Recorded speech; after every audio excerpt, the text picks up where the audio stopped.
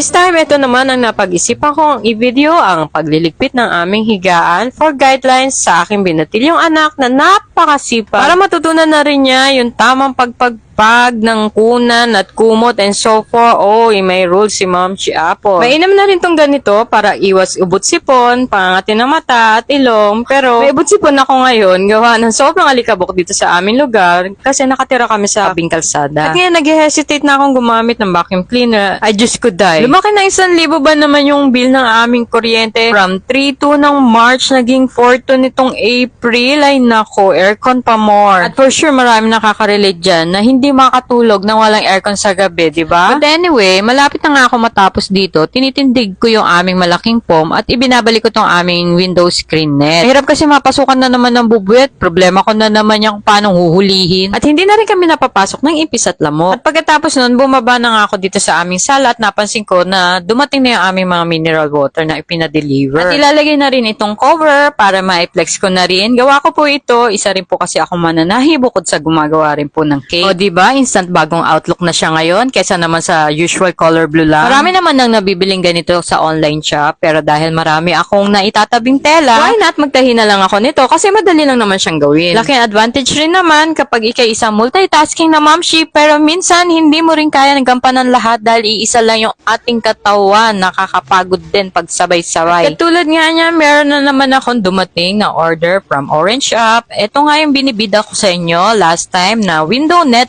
screen na anti-mosquito, anti-cockroaches, or any insects na pwedeng pumasok sa ating bintana. Meron din tayo mga bagong tali. And then when you suot them, not been... At syempre, meron tayong aling maliit na hindi magpapahuli, flexing her new pantali sa kanyang hair. By the way, this window net screen has a 120 by 140 cm na almost ka-size ng bintana namin. Included din itong adhesive hook na siyang i-attach natin sa pinaka-frame ng bintana or sa wall. Na available sizes niya is from 30 by 50 cm until 150 cm by 180 cm.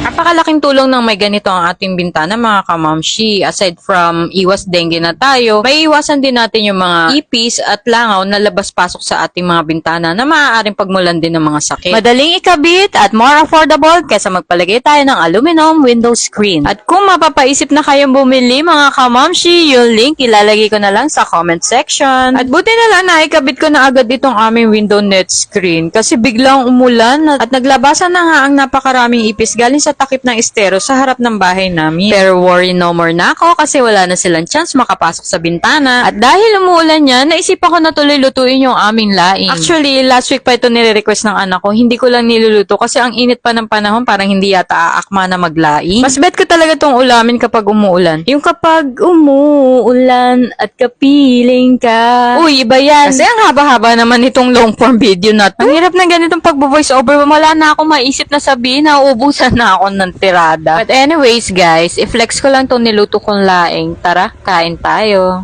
Why this so rare? Why? Do you know why they say rare? Because they're not can talk Tagalog. What? Tagalog.